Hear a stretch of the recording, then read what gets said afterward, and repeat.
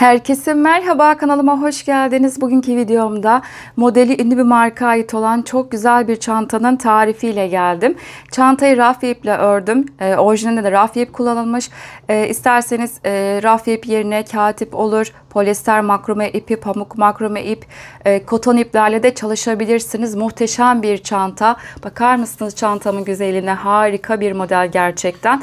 Çantamızı iki parçadan oluşmakta. İki parçayı ayrı ayrı örüp daha sonra kenarlardan bu şekilde sık iğne yöntemiyle birleştirdim. İsterseniz dikerek de birleştirme yapabilirsiniz. Tabansız bir model. Muhteşem bir model gerçekten. Çantanın orijinalinde bu şekilde çiçekli charm vardı. Bunun ayrı bir videosunu çektim.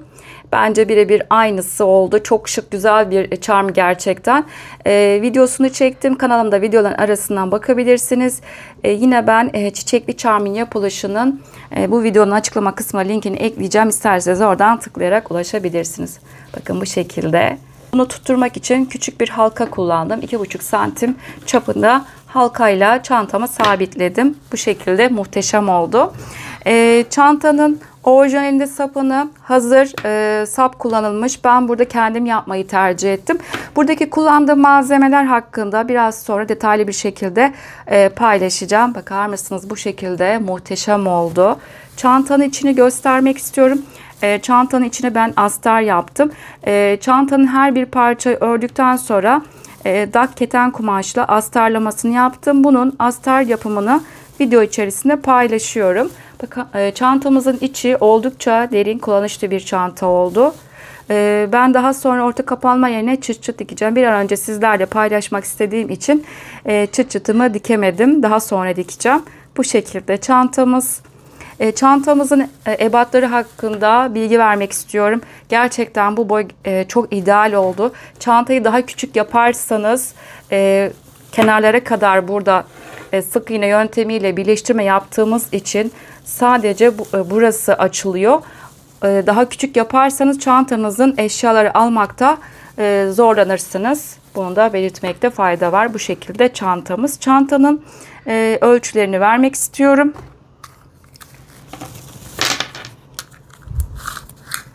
İlk önce taban kısmından ölçüsünü verdiğim zaman bakın bu şekilde kısa kenar 25 santim ve en buradaki uzun orta kısımdan ölçüsünü verdiğim zaman da burası da 42 santim.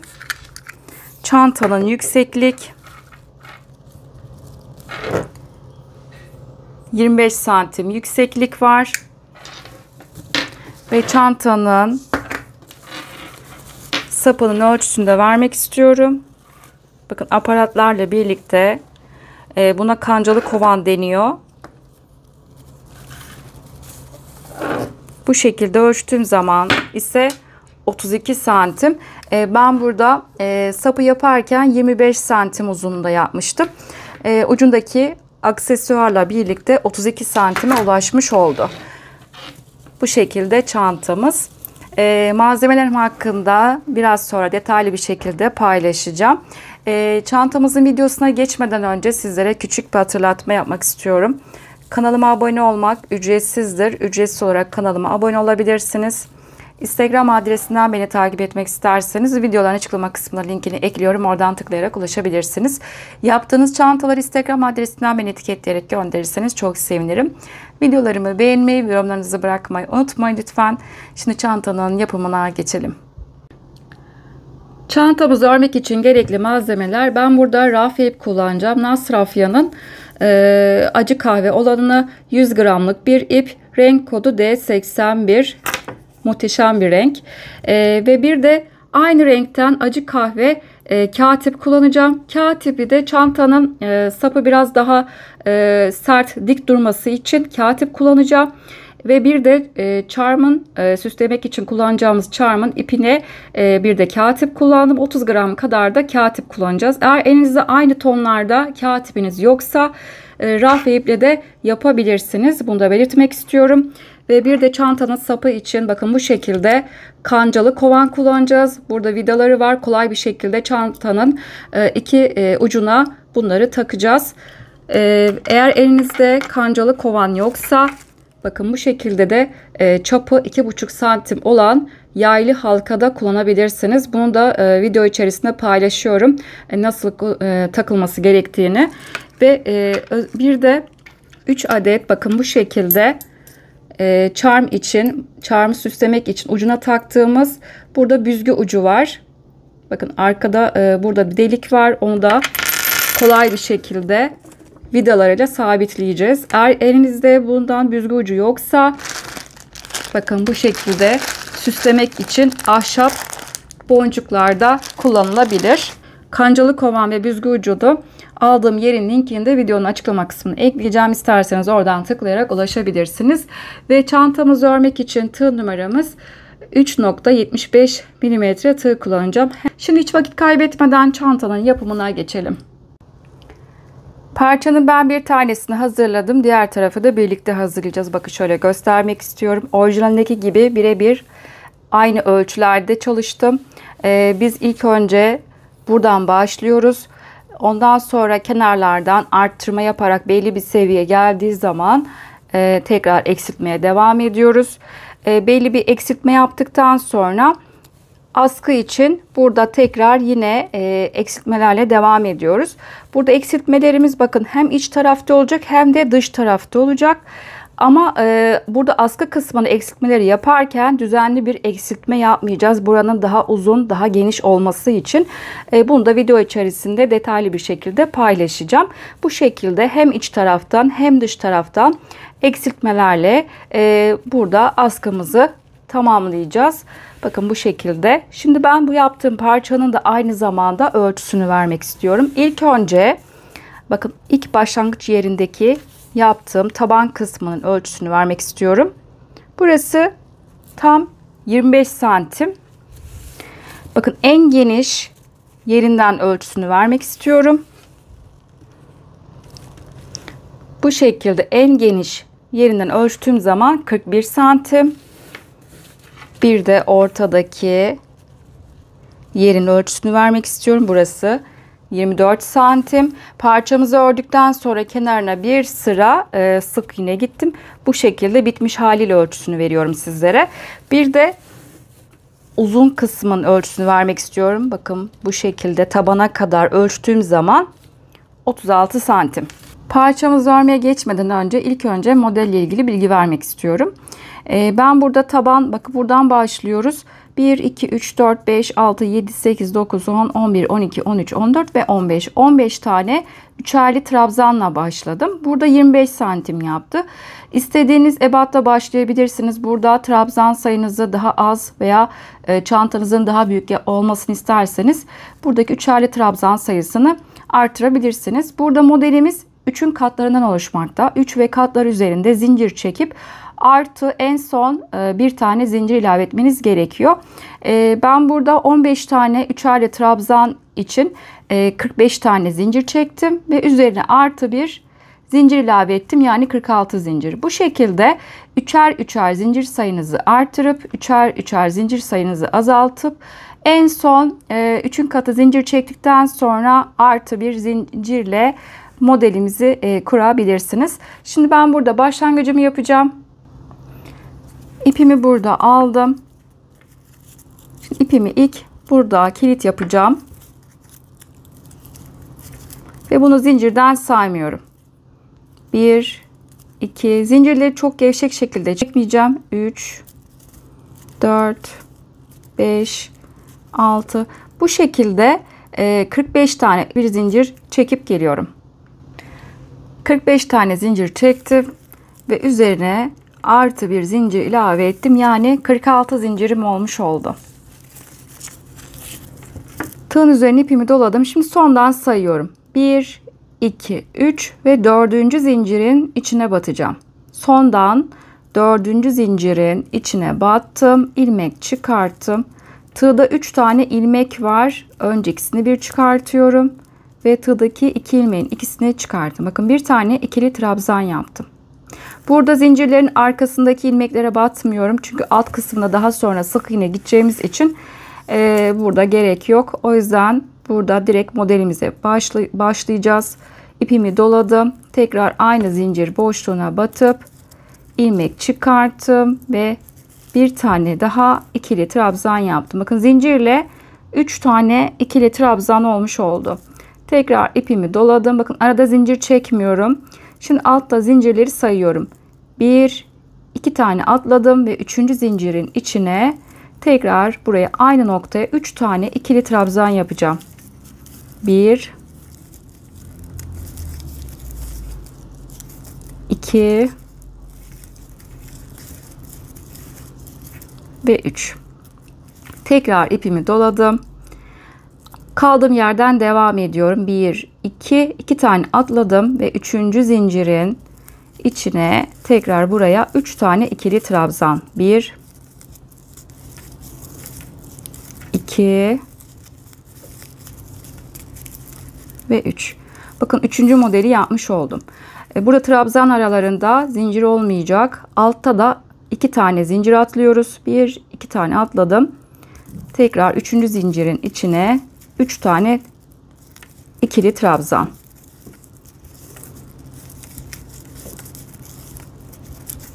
Sıralamamız bu şekilde olacak.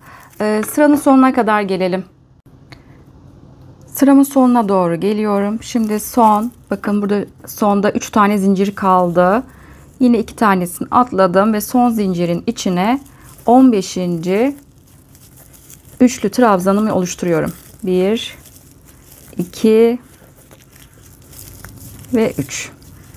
Bu şekilde toplamda 15 tane modelimi yapmış oldum. Şimdi bir üst sıraya çıkacağız.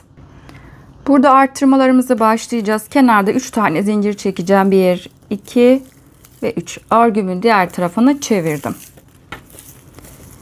İpimi doladım. Hemen bakın zincirin dibindeki, yani altta yaptığımız trabzanın tam tepesine batıyorum. Bakın zincirin dibindeki trabzanın tepesine battım ve buraya 2 tane ikili trabzan yapacağım.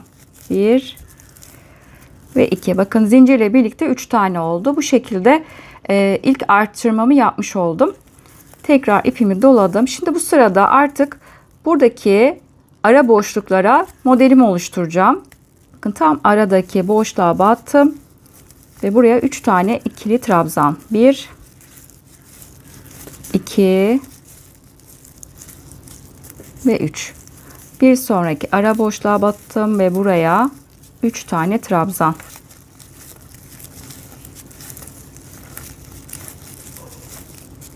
Bir sonraki ara boşluk 3 tane trabzan. Şekilde ara boşluklara 3'er tane trabzanlarımızı yapalım. En son bakın buradaki ara boşluğa 3 tane trabzan yaptıktan sonra kenarda burada bir artırma yapacağız. Buraya kadar gelelim. Sıramın sonuna doğru geliyorum. Şimdi en son buradaki ara boşluğa 3 tane trabzan yaptım. Şimdi kenarda burada bir arttırma yapmış olacağız. İpimi doladım. Şimdi bir önceki sırada bizim bakın kenarda zincirimiz vardı. 3 tane zincirimiz var. Buradaki 3. zincirin, yani tam tepedeki boşluğa buraya batıp buraya 3 tane aynı noktaya trabzan yapacağım. 1, 2 ve 3. Bakın bu şekilde ikinci sıramı tamamlamış oldum. Bu sırada toplamda trabzan sayım 2, 4, 6, 8, 10, 12, 14 ve 16. İlk sırada 15 taneydi. Bu sırada 16. Her sırada bu şekilde birer tane artacak. Şimdi kenarda bir üst sıra için 3 tane zincir çekeceğim. 1, 2 ve 3. Örgümün diğer tarafını çevirdim. Şimdi direkt artırmayla başlayacağız. İpimi doladım. Hemen zincirin dibindeki, bakın ilk kenardaki trabzanın tepesindeki boşluk oluyor. Hemen zincirin dibindeki boşluğa buraya battım ve 2 tane bu noktaya trabzan yapacağım. 1 ve 2. Zincirle birlikte 3 tane oldu. Şimdi ara boşluklara tekrar 3'er tane trabzan oluşturacağız. 1 2 ve 3. Bir sonraki ara boşluğa tekrar 3 tane trabzan.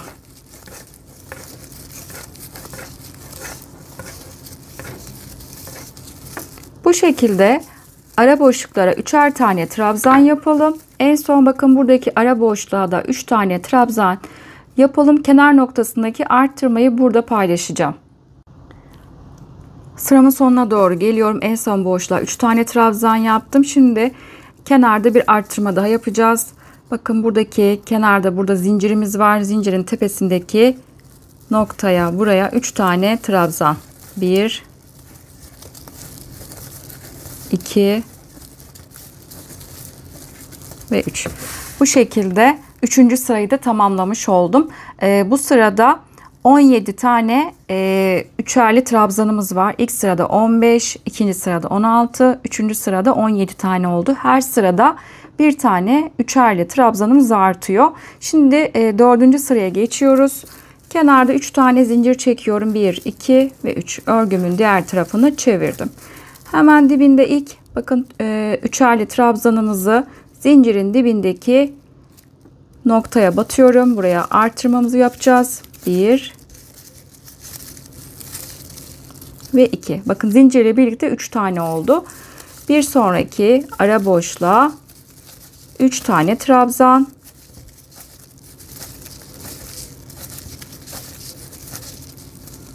Arttırma yaparken ilk önce hemen zincirin dibindeki noktaya trabzanlarımızı oluşturuyoruz. Daha sonra üçerli trabzanlarımızda ara boşluklara yapıyoruz. Bu şekilde ara boşluklara üçerli trabzanlarımızı yapalım. Sıranın sonuna kadar gelelim.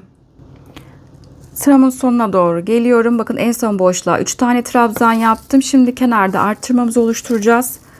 Burada hiç arada zincir çekmeden bakın kenardaki zincirin tepesindeki noktaya buraya batıp 3 tane trabzan bu noktaya yapacağım. 1 2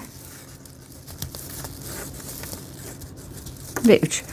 Bu şekilde trabzanlarımızı tamamladık. Toplamda bu sırada 18 tane üçerli trabzanımız olmuş oldu.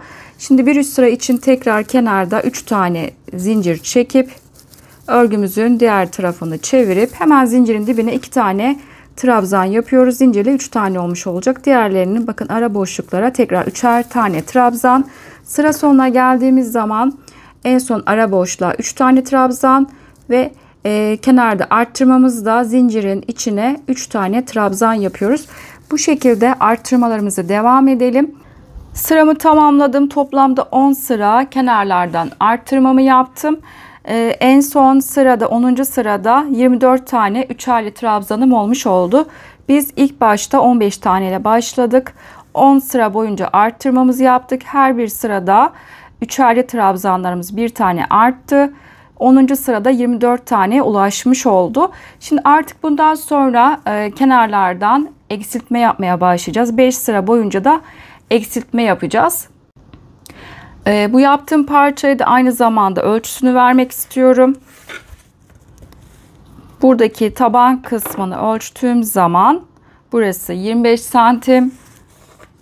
Arttırma bitirdiğim noktayı da burada uzun kenarında ölçüsünü vermek istiyorum. Burası da 41 santim yükseklik.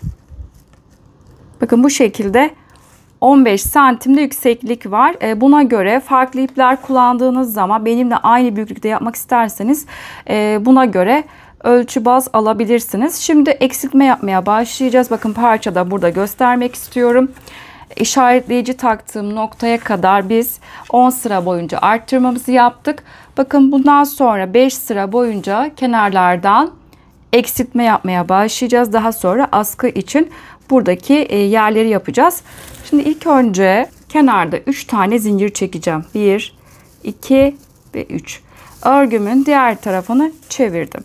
Biz arttırma yaparken hemen dibindeki noktaya batıp trabzanımızı oluşturuyorduk. Bunu da eksiltme yapmak için bakın buradaki yere trabzan yapmayacağım. İpimi doladım. Şimdi ilk ara boşluğa buradaki noktaya batıp buraya 3 tane trabzan yapacağım. Bakın direkt burada eksiltmemizi yapmış olduk.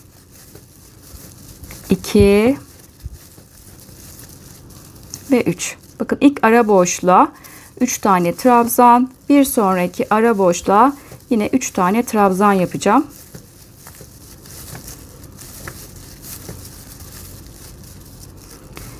Bu Bu şekilde devam edelim. Ara boşluklara 3'er tane trabzanlarımızı yapalım. Sıranın sonuna kadar gelelim. Sıramın sonuna doğru geliyorum. Benim burada ipim bitti. Yeni bir ip eklemek için burada sizlere de göstermek istiyorum. Rafya ipler bittiği zaman düğüm atmadan, bakın rafya ipin ucunu bu şekilde açtım. İki ucu açtıktan sonra sıvı yapıştırıcıyla ucunu sürdüm ve üst üste iki ipi birbirine yapıştırdım. Kurumasını bekledim. İkinci ipimi de bakın bu şekilde eklemiş oldum. Yani ip düğüm atmadan rafya ipinizi bu şekilde kolay bir şekilde ekleyebilirsiniz. Örerken de bakın hiç belli olmayacak. Şimdi sıramın sonuna geldim. En son bir tane burada boşluğum kaldı. Buraya da son 3 tane trabzanımı oluşturacağım. 1 2 bakın üçüncüyü yaparken burada bizim 3. trabzanı yaparken ilk önce ikisini bir çıkartıyorum. Bakın tığımda 2 tane ilmek var. Bunu bekletiyorum. Burada çünkü bir kenar oluşturacağım. Tekrar ipimi doladım.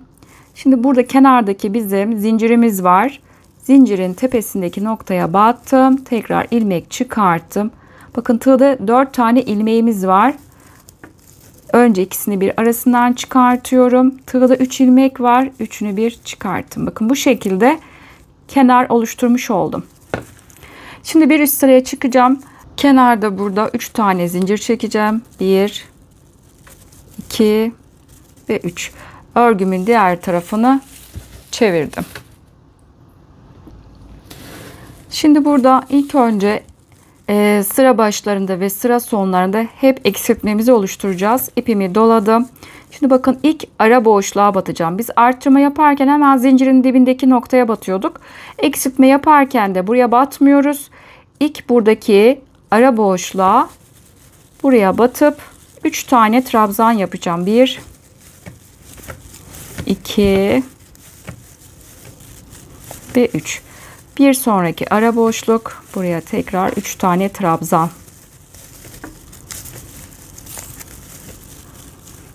2 ve 3. Bakın kenar oluşturmuş oldum. Ara boşluklara 3'er tane tekrar trabzanlarımızı yapalım. Sıranın sonuna kadar gelelim. Sıramın sonuna doğru geliyorum. Şimdi kenar noktasını yapacağız yine aynı şekilde. Son bakın buradaki boşluğa battım. İlk önce buraya 2 tane trabzan oluşturuyorum. 1 ve 2. Şimdi 3. trabzanı yaparken önce ilk 2 ilmeği ördüm. Bakın tığda 2 ilmeği bekletiyorum. Şimdi tekrar tığın üzerine ipimi doladım. Şimdi bizim bir önceki sırada yaptığımız bakın burada bizim 3 tane zincirimiz var.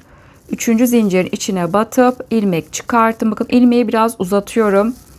İlk 2 ilmeği ördüm. Tığımda 3 tane ilmek var. Üçünü tek seferde çıkarttım. Bakın bu şekilde kenar noktasını da oluşturmuş oldum. Toplamda bu şekilde 5 sıra olacak. 5 sıra eksiltme yapacağız sağdan ve soldan. Her sırada bir tane buradaki trabzanlardan bir tanesi eksilecek. 5 sıra sağdan ve soldan eksiltmemi yaptım. İlk önce biz arttırmayla başlamıştık. 10 sıra sağdan ve soldan arttırma yaptıktan sonra 5 sırada eksiltme yaptım ve toplamda sıra sayısı vermek istiyorum. 2, 4, 6, 8, 10, 12, 14 ve 15. Toplamda 15 sıra ördüm. Diğer parçada da göstermek istiyorum. Burada biz çantanın bakın askı kısmını oluşturacağız. Şimdi onun yapılışını paylaşacağım. İlk önce bir tarafı örüp tamamlayacağız. Daha sonra da diğer tarafı örüp tamamlayacağız. Buradan aynı şekilde devam edeceğim. Hiç ipimi kopartmadan askının bir tanesiyle başlayacağız. İlk önce askı yapacak olduğum yerlere işaretleyici takmak istiyorum. Bakın burada sayıyorum. Toplamda 19 tane üçlü trabzanlarımız vardı. 1, 2, 3, 4, 5, 6. üçlü trabzanın hemen sağındaki aradaki boşluğa buraya işaretleyici taktım. Şimdi sol taraftan saymaya başlıyorum. 1, 2, 3, 4, 5, 6. üçlü trabzanın bakın tam solundaki ara boşluğa buraya işaretleyici taktım. 6 tane sağdan ve 6 tane de soldan üçlü trabzan bıraktım. Bakın ortada kalan buradaki 1, 2, 3, 4, 5, 6, 7 tane de üçlü trabzanımız var. Askıyı örmeden önce burada bıraktığım payların ölçüsünü de vermek istiyorum. İpimizde farklılık gösterebilir. Aynı ipi kullanmayabiliriz. O yüzden farklı iplerle yaptığınız zaman benimle aynı büyüklükte yapmak için buradaki ölçüyü baz alabilirsiniz. Bakın buradaki 6 tane üçlü trabzan yerim benim tam 10,5 santim. 11 de diyebiliriz. Burası da aynı şekilde tam ortadaki açık olan yerinde ölçüsü. Bakın burası da 12 santim. Şimdi burada ipimizi kopartmadan örmeye devam edeceğiz. Ördüğüm diğer parçayı göstermek istiyorum. Bakın buradaki bizim ortada çantanın tam orta kısmı düz bir şekilde ilerlemiyor. Orijinalinde olduğu gibi çantanın hem orta kısmında eksiltmeler yapılmış hem de kenar kısmında da eksiltmeler yapılmış. Şimdi birebir orijinaldeki gibi aynısını yapacağız. Burada eksiltmelerimiz düzenli bir şekilde ilerlemeyecek. Askı boyunun biraz daha yüksek olması için benimle burada aynı yanılmamanız için benimle aynı şekilde takip etmeniz gerekiyor. Ben kaç sıra gittiğimin bilgisini vermek istiyorum. 1, 2, 3, 4, 5, 6, 7, 8.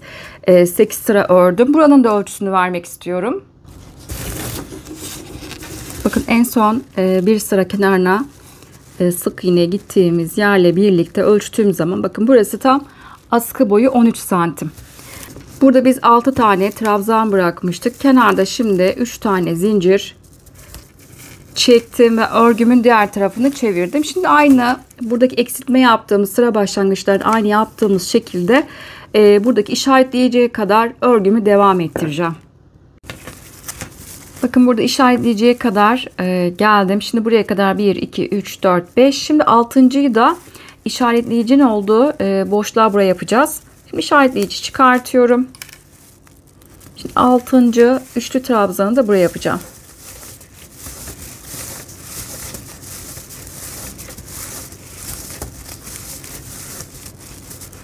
Bakın toplamda 6 tane üçlü trabzan oldu. Şimdi diğer sıralarda olduğu gibi yine aynı şekilde yapacağım.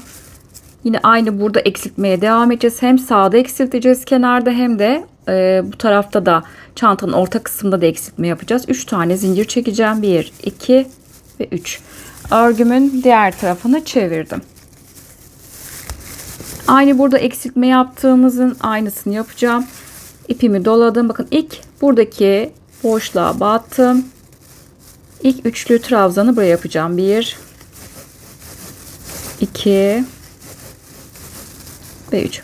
Bakın burada direkt bir tane eksiltme yapmış olduk. Bir sonraki boşluk 1,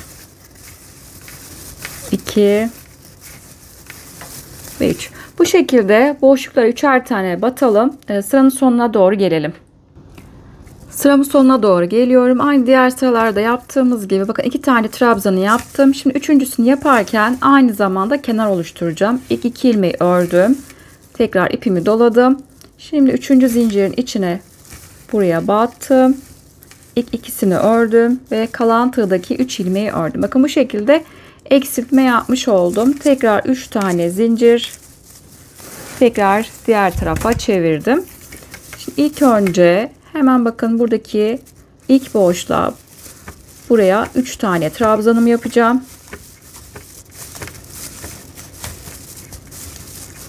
Bu şekilde boşluklara sıranın sonuna kadar gelelim. Tekrar burayı paylaşacağım. Şimdi 3. sıranın sonuna doğru geliyorum. Şimdi tekrar burada bir eksiltme yapacağım. 2 tane trabzanı yaptım. Şimdi hem üçüncüsünü yapacağım hem de kenar oluşturacağım. İlk 2 ilmeği ördüm. İpimi doladım. Şimdi 3. zincirin içine batıp ilmek uzattım. İkisini ördüm. Daha sonra 3. ilmeği çıkarttım. Bakın bu şekilde hem sağdan hem soldan eksiltme yapmış oldum. Şimdi bir sonraki sıraya geçeceğiz. Şimdi 3 sıra sağdan ve soldan eksiltme yaptım. Şimdi 4. sırada burada devam ediyorum. Bir sıra daha hem sağdan hem soldan eksiltmemi yapacağım. 1, 2 ve 3. Örgümün diğer tarafını çevirdim. Şimdi askının 4. sırasını yapıyorum. Hemen gelen ilk boşluğun içine buraya 3 tane trabzan.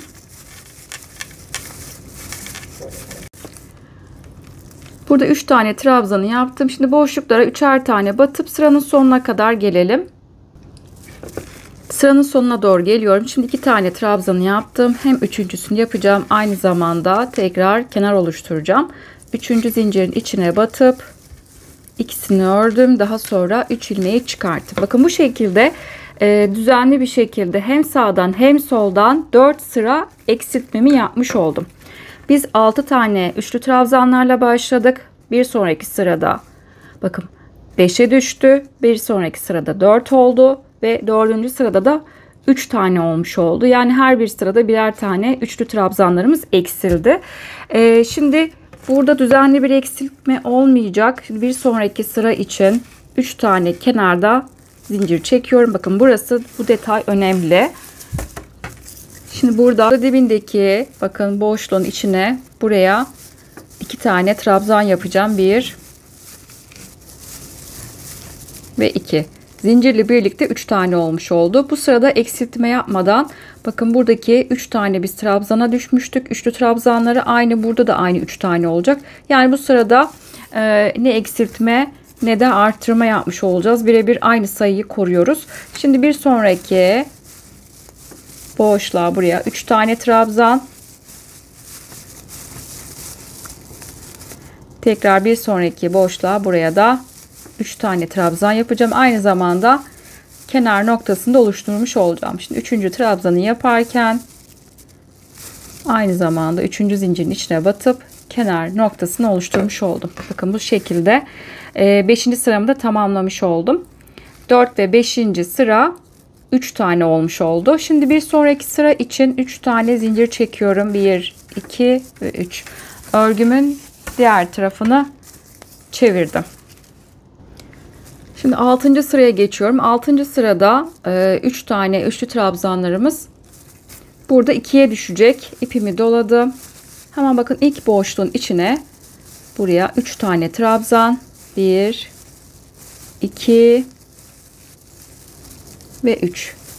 Şimdi son buradaki boşluğa da ikincisini yapacağım. Aynı zamanda tekrar kenar noktasını da oluşturmuş olacağım. Şimdi 3. trabzanı yaparken bakın burada bizim 3 tane kenarda zincirimiz vardı. 3. zincirin içine battım ve üçünü bir çıkarttım. Bu şekilde sıramı tamamladım. Bakın 2 tane üçlü trabzanımız olmuş oldu. Şimdi 7. sıraya geçiyorum. 3 tane kenarda zincir çekeceğim. 1, 2 ve 3. Örgümün diğer tarafını çevirdim. Şimdi aynı 7. sırada da 2 tane üçlü trabzanımız olacak. Hemen ilk boşluğun içine buraya ilk birincisini oluşturacağım.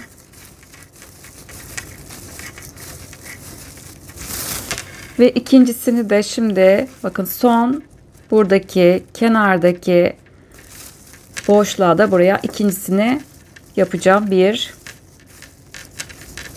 2 ve 3. Bakın bu şekilde 2 tane üçlü trabzan yaptım. 6. ve 7. sıramız 2 tane, ikişer tane oldu. Şimdi 8. son sırayı yapacağım. Kenarda 3 tane zincir. Örgümün diğer tarafını çevirdim. Şimdi bu sırada son sıramızı oluşturuyoruz. Bir tane üçlü trabzanımız olmuş olacak. Hemen ilk ortadaki boşluğa 1, 2, üçüncüyü yaparken aynı zamanda tekrar burada kenar oluşturacağım. Ve son sıramı da bu şekilde tamamlamış oldum. Şimdi burada ipimizi kopartacağız. Bir tane burada zincir çektim. Ve yeteri kadar ip bırakıp ipimizi kopartacağız. Burada ipimi kesiyorum. İpimi çıkart. Bakın bu şekilde askının bir tanesini hazırladım. Şimdi diğer tarafı hazırlayacağız. Askının diğer tarafını yapmak için bakın biz buradaki devam ettiğimiz için sol taraftaki askı yaptık. Şimdi sağ taraftaki askı yapmak için bir sıranın bakın en son burada düz tarafından bitirmişim. Aynı şekilde bir ters bir düz devam edeceğimiz için burada en son düz taraftan bitirdiğim için çantanın diğer tarafını çeviriyorum. Bu şekilde tam çantanın orta kısmından başlayacağım. İpimi burada aldım. İpimi ilk kilit yaptım. İpimi tığın üzerine doladım. Şimdi işaretleyici takmıştık. 6 tane burada tekrar üçerli trabzanlarımız var. Tam ortadaki boşluğa buraya batıp bakın ilmek çıkarttım. Tığımda 3 tane ilmek var. Bakın şu şekilde tığımı burada kilit yaptım. Tığ üzerine bakın ip aldım. Bu şekilde parmağımı tutuyorum. Şimdi ilk buradaki boşluğa battım. Bakın burada parmağımı bırakmıyorum. Bakın tığda 3 tane ilmek var. Önce ikisini bir çıkartıyorum. Daha sonra 2 ilmeği çıkarttım. Bakın ilk burada ikili trabzanımı oluşturdum. Yanına 2 tane daha yapacağım. 2 ve 3. Şimdi bir sonraki boşluğa buraya 3 tane trabzan. Bu şekilde sıranın sonuna kadar gelelim. Sıramın sonuna doğru geliyorum. Şimdi 2 tane trabzanı yaptım. 3. trabzanı yaparken kenardaki 3. zincirin içine batıp buraya bir kenar oluşturdum. Aynı diğer sıralarda yaptığımız gibi yaptık. Şimdi bir sonraki sıra için 3 tane kenarda zincir çekiyorum. Diğer tarafı çevirdim. Yine burada eksiltme yapmaya devam ediyorum kenarda. Hemen ilk buradaki boşluğa batıp tekrar buradaki boşluklara 3'er tane trabzan yaparak ilerleyeceğiz. Ve bir de tam orta noktada bir eksiltme yapacağız. Burayı paylaşacağım. Çantanın orta noktasına geldim. Bakın son boşluğa 2 tane trabzan yaptım. Şimdi üçüncüsünü yaparken de tekrar 2 ilmeği çıkartıp tığda 2 ilmeği bekletiyorum. Tekrar ipimi doladım. Şimdi buradaki biz başladığımız kenardaki trabzanın tam tepesindeki buradaki boşluğa batıp ilk 2 ilmeği ördüm ve üçünü bir çıkarttım. Bakın bu şekilde çantanın orta kısmında da eksiltme yapmış oldum. Şimdi bir sonraki sıra için 3 tane zincir, diğer tarafı çeviriyorum. Yine tekrar çantanın orta kısmında eksiltme yapacağım ve ilk buradaki boşluğa 3 tane trabzan.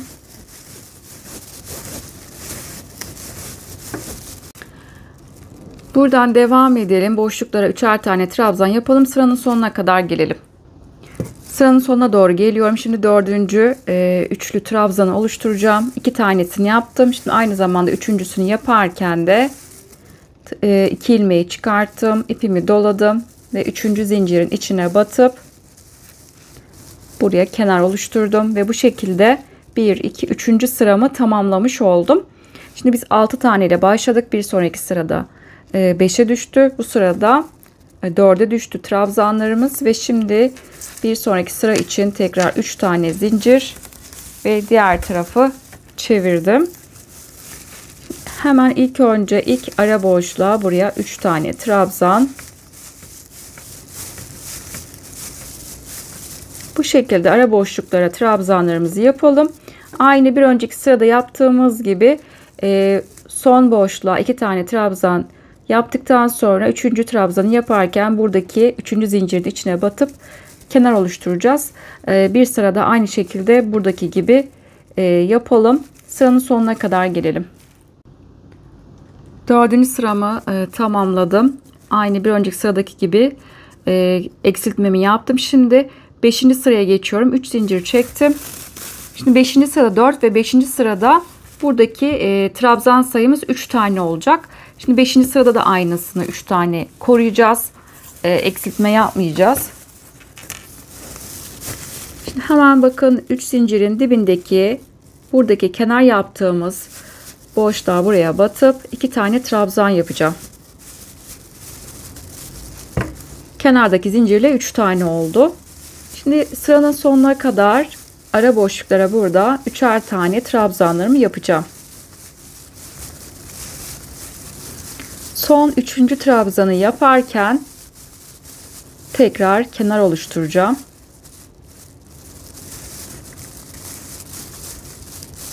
Bu şekilde eksiltmemi yapmış oldum. Şimdi 5. sırayı tamamladım. 6. sıraya geçiyorum. 3 tane zincir. 6. sıra için bu sırada sayımız 2'ye düşecek. Hemen ilk buradaki boşluğa 3 tane trabzan.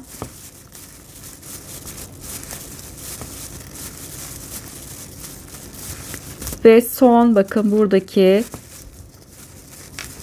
boşluğa da 3 tane trabzan.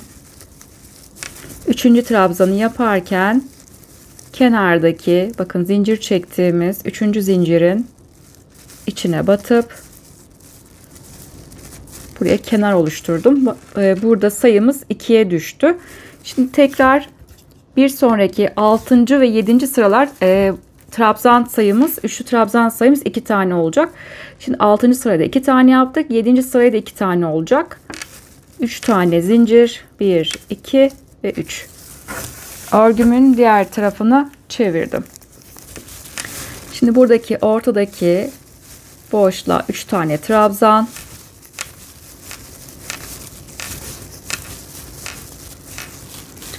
Ve şimdi son buradaki bakın kenar oluşturduğumuz 3 zincirlik boşluğumuz var. Buraya 3 tane trabzan yapacağım. 1, 2 ve 3. 4 ve 5. sıralarda 3'er tane üçlü trabzan grubu yaptık. Burada 6. ve 7. sırada 2'şer tane üçlü trabzan gruplarımızı oluşturduk. Şimdi son sıradayım. 8. sırayı yapacağım. Bu sırayı da yaptıktan sonra tamamlayacağız. Çevresine sık iğne gideceğiz. Şimdi 3 tane zincir çekiyorum. 1, 2 ve 3. Örgümün diğer tarafını çevirdim.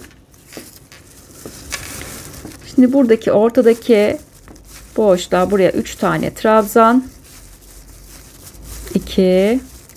Üçüncü yaparken de 3. zincirin içine batıp buraya kenar oluşturup ve bu şekilde ikinci askımı da tamamlamış oldum. Burayı bitirdik. Şimdi çevresinde bir sıra sık iğneye gideceğim. Hiç burada ipimizi kopartmadan devam edip ilerleyeceğiz. Hemen burada bir tane zincir çekiyorum. Önündeki boşluğa batıp birinci sık iğne, tekrar aynı noktaya battım. 2. Toplamda buraya 5 tane sık iğne yapacağım. 1, 2, 3, 4 ve 5. Şimdi alttaki bakın buradaki boşluklara da 3'er tane sık iğne yapacağım. 1, 2 ve 3. Bir sonraki buradaki boşluğa battım. 2 ve 3. Tekrar bakın bir altındaki kenardaki trabzan boşluğuna buraya tekrar 3 tane sık iğne. Bu şekilde buradaki boşluğa da aynı şekilde 3 tane sık iğne. Devam edelim. Bu şekilde 3'er tane sık iğnemizi yapalım. Tam buradaki işaretleyici noktasına kadar gelelim. İşaretleyiciye geldim. Burayı çıkartacağım. Örerken de kısa iplerimi içeride bırakacağım. Temiz bir görüntü olması için. Şimdi bakın burada bizim ortaya doğru döneceğim. Hemen bakın. Birinci trabzanı atlıyorum. İkinci trabzanın tepesindeki boşluktan itibaren buraya birer tane sık iğne yapacağım. Her trabzanın tepesine birer tane sık iğne yapacağız. Ve köşeye kadar gelelim. Tam burada askının köşeye kadar geldim. İkinci trabzanın olduğu yere kadar sık iğnemi yaptım. Şimdi yukarı doğru buradaki trabzanların arasına buradaki gibi 3'er tane tekrar sık iğne yapacağım. Hemen üstteki ilk sıranın trabzanın içerisine 3 tane buraya sık iğne, Bir üstündeki tekrar boşluğa buraya 3 tane. Bu şekilde 3'er tane boşluklara sık iğnemizi yapalım. Tam tepeye kadar gelelim. Tepeye geldim. Buraya 5 tane sık iğne. 1 2 3 4 ve 5. Burada 3 tane trabzan var. Bunlara da birer tane.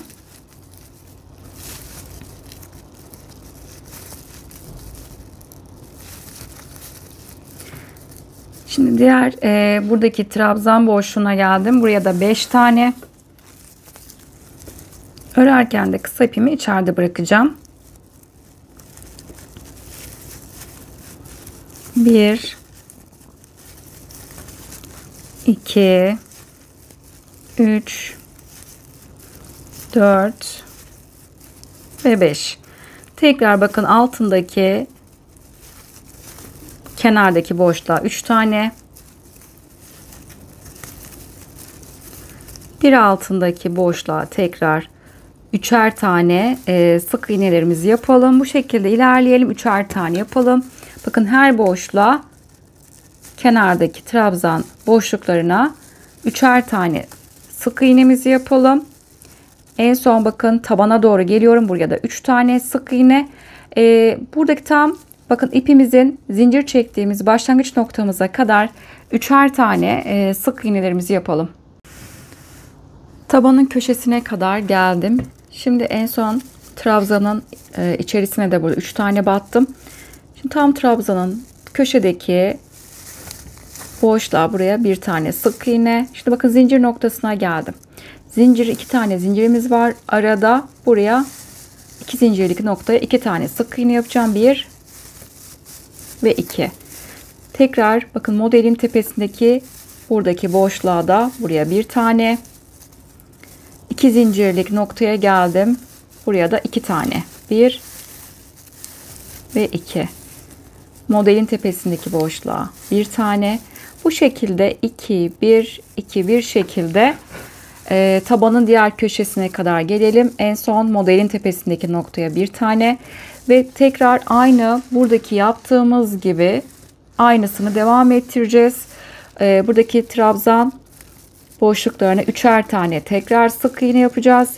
3'er tane tekrar devam edip en son bakın başladığımız nokta burası. Buraya kadar gelelim. Sıramı tamamladım. Burada ipimi kesiyorum. Birleştirmesini yapacağım. Köşelerde 5'er tane sık iğne yaptık. Diğerlerine 3'er tane battık. Şimdi burada ipimi çıkarttım. İlk yaptığım sık iğnenin bakın ikisini birlikte aldım ve bu ipi iç tarafa çıkarttım ve son yaptığım sık iğnenin de üstteki duran tek kanadına batıp tekrar bu kısa ipi iç tarafa aldım.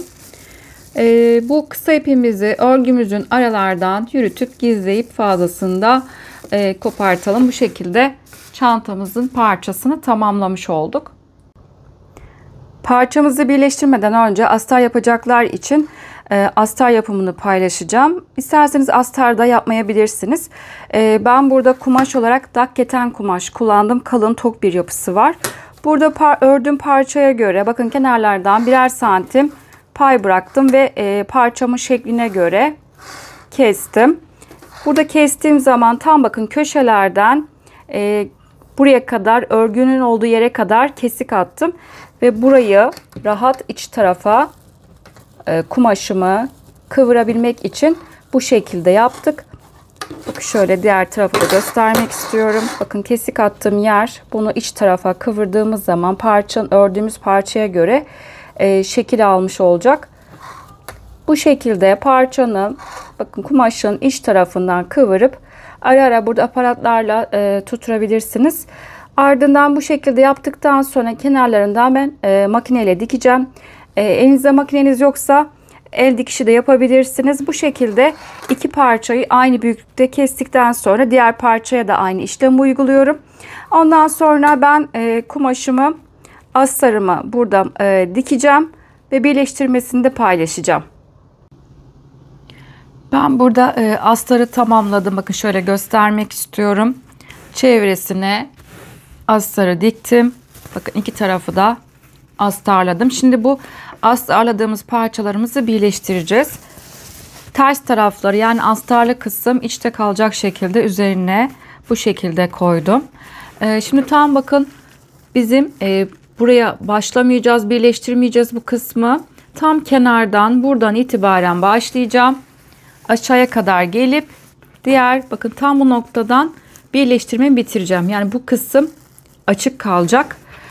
Şimdi burada ipimi alacağım. Aynı orijinalindeki gibi, orijinalinde sık iğne ile birleştirilmiş. Ben de aynı şekilde sık iğne ile birleştireceğim. İsterseniz burada dikerek de birleştirebilirsiniz veya ilmek kaydırma yöntemiyle de birleştirme yapabilirsiniz. Orijinalde olduğu gibi ben de aynı şekilde sık iğne ile birleştireceğim. Burada tığ numaramı küçülteceğim. 3,5 mm tığ kullanacağım. Şu şekilde tam köşeden ve onun tam karşısındaki ilmekten buradan tığımı çıkarttım. Burada ipimi aldım. İpimi burada kilit yapmıştım. İki ilmeğin arasından ipimi çıkarttım. Örerken de kısa ipimi iple tığ arasına alacağım. İçeride kalacak bu şekilde. Burada ipimi sabitledim. Devam ediyorum. Bir yanındaki sık iğnenin içine battım ve onun tam karşısındaki tekrar sık iğnenin içine batıp ilmek çıkarttım ve sık iğnemi yaptım. Bir yanındaki tekrar sık iğne ve onun karşısındaki tekrar sık iğnenin içine batıp bu şekilde sık iğnemi yaptım. Burada sık iğnelerimiz aynı sayıda olduğu için birer tane şekilde sık iğne yaparak ilerleyeceğiz.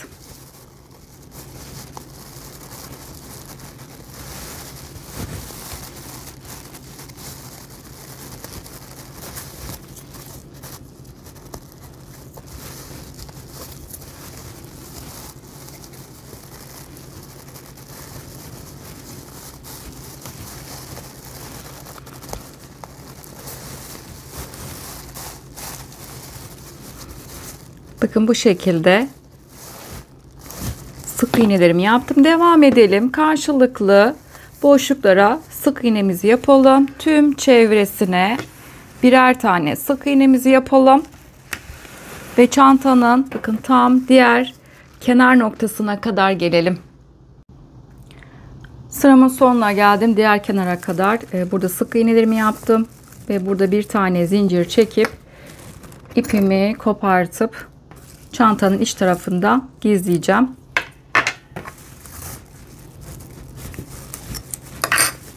Tam buradaki kenar noktasına kadar burada sık iğnelerimi yaptım. Şimdi kısa ipimizi çantanın iç tarafına alıp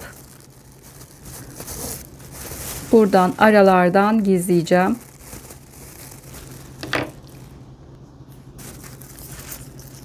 Burada kolay olması için iğne ipimi taktım. Bakın buradaki örgü kısmından aralardan ipimi gizleyeceğim.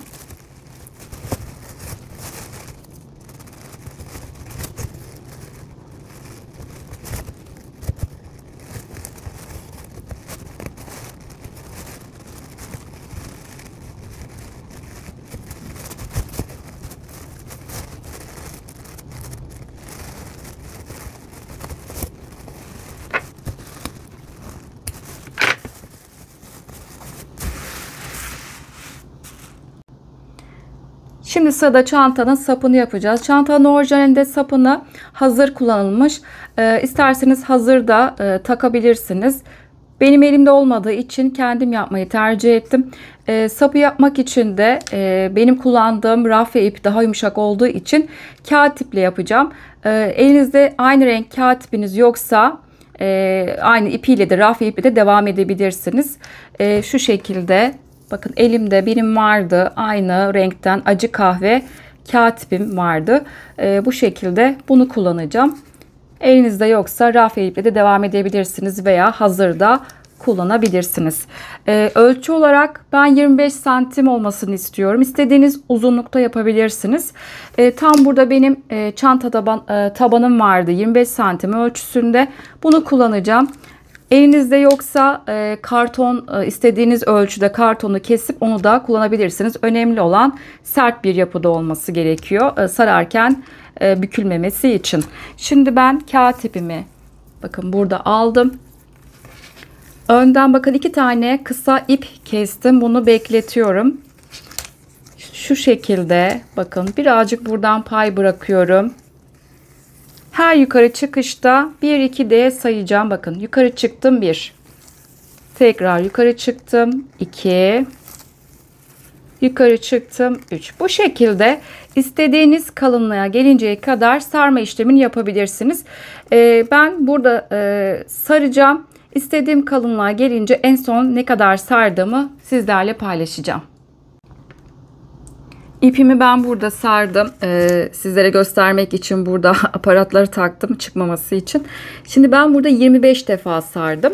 Dediğim gibi istediğiniz kalınlıkta yapabilirsiniz. Şimdi burada önceden kestiğimiz kısa iplerimizin bir tanesini aldım. Şimdi tam bakın ortadan şu şekilde ipimi, kısa ipimi ikiye katlıyorum. Burada bir halka oluşturdum. Şimdi tam bu halka yaptığım tam kenarı getiriyorum bunu. Ve buradan bu yaptığım halkanın içinden bu kısa ipimi buradan geçiriyorum ve burayı sıkıştırıyorum.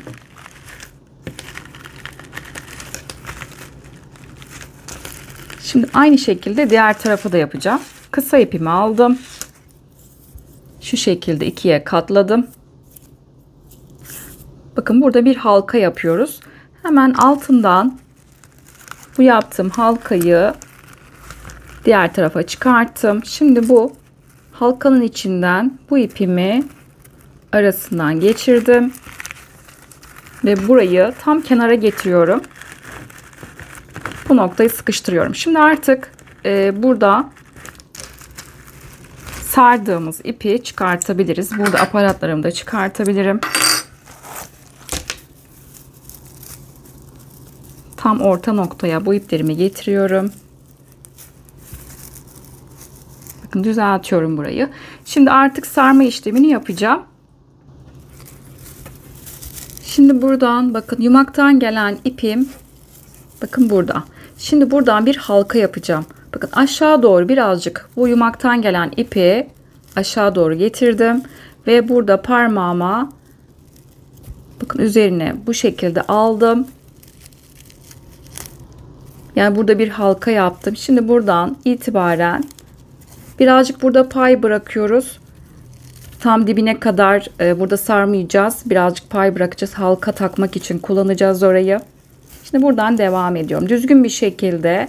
Burada iplerimiz üst üste denk gelmeyecek.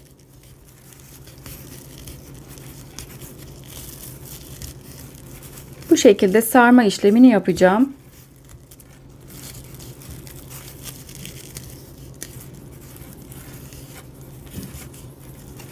Bakın şimdi biraz sardım ya. Hemen bunu birazcık elimle bakın sağ tarafa doğru ittiriyorum. Burada arada boşluk kaldıysa burayı sıkıştırmış olacağım.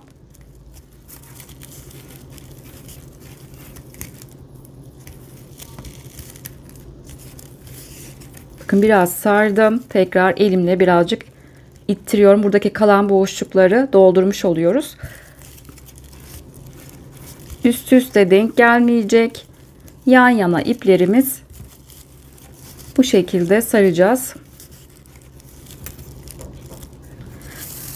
Tam askının diğer ucuna kadar sarma işlemini yapalım. Sarma işlemini tamamladım. En son yine burada biraz pay bıraktım. Bakın yumaktan gelen ipim bu şekilde. Şimdi buradan bir halka oluşturup bakın şu şekilde çevirdim. Ve tam bunu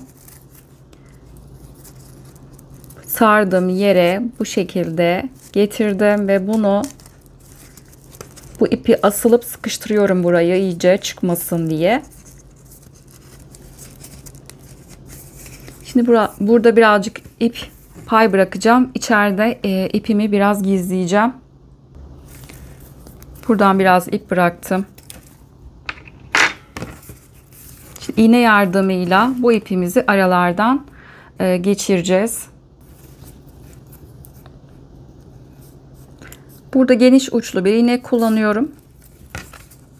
Şimdi ipimi bakın bu aralardan biraz yürüteceğim.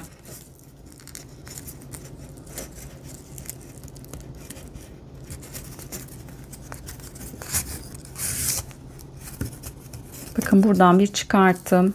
Tekrar aynı noktadan yine ipimi aralardan yürütüyorum. Tekrar bir noktadan tekrar çıkartacağım.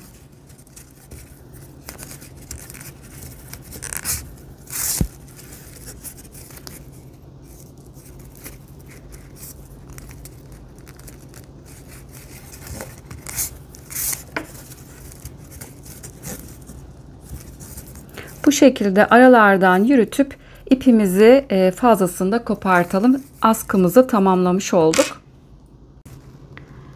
Burada çantanın sapını tamamladıktan sonra bakın hafif elimle şekil veriyorum. İç kısma doğru büküyorum.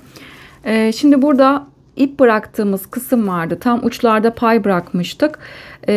Buradaki yere isterseniz bakın benim elimde şu şekilde kancalı kovan var.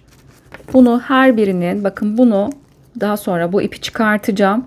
Bunu içine taktıktan sonra bakın küçük 2 tane vidası var. Buradaki küçük vidayla burayı sıkıştırıp ister burada kancalı kovan kullanabilirsiniz. Diğer ucunu da aynı şekilde. Bunu taktıktan sonra çantamıza bakın şurası açılıyor. Kolay bir şekilde buraya takabiliyoruz. İster bu şekilde kancalı kovan kullanılabilir ya da bakın bu şekilde yaylı halka da kullanabilirsiniz. Bakın şu şekilde. Ben burada yaylı halka dıştan dışa çapını ölçtüğüm zaman 2,5 santim. 2 tane de bu tam orta kısmında bu yaylı halkayı takıp aynı zamanda burada çantamıza da kolay bir şekilde takabilirsiniz. Bu şekilde. Benim elimde burada kancalı kovan olduğu için bunu kullanacağım. İsterseniz dediğim gibi halkada kullanılabilir. Şimdi ben burada ipimi çıkartacağım.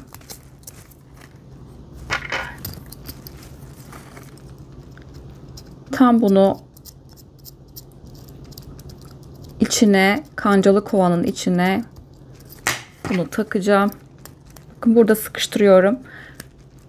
Burada sıkıştırdıktan sonra bakın küçük ince bir tornavida var. Bu vidayı sıkıştıracağım.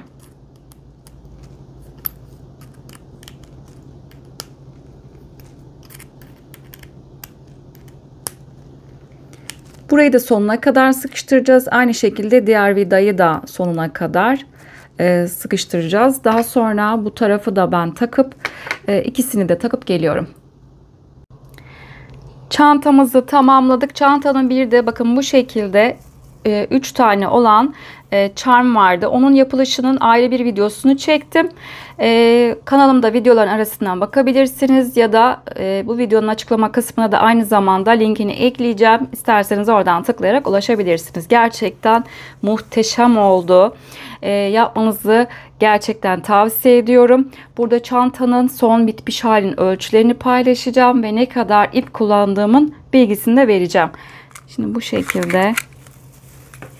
Bakın charm güzelliğine bakar mısınız? Eni. Bakın ilk önce en geniş yerinden ölçtüğüm zaman eni 42 santim. Ve buradaki yükseklik 25 santim yükseklik var. Ve bir de uzun kenarın ölçüsünü vermek istiyorum.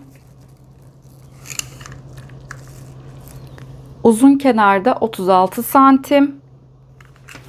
Ve bir de çantanın taban kısmının ölçüsünü vermek istiyorum. Alt kısımda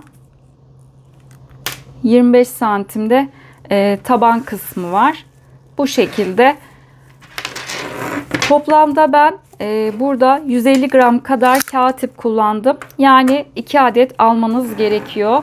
Bu şekilde çantamız. Bir videonun daha sonuna geldik. Kanalıma abone olmak ücretsizdir. Ücretsiz olarak kanalıma abone olabilirsiniz. Instagram adresinden beni takip etmek isterseniz videoların açıklama kısmına linkini ekliyorum. Oradan tıklayarak ulaşabilirsiniz. Yaptığınız çantaları Instagram adresinden beni etiketleyerek gönderirseniz çok sevinirim. Videolarımı beğenmeyi ve yorumlarınızı bırakmayı unutmayın lütfen. Bir başka videoda görüşünceye dek hoşça kalın.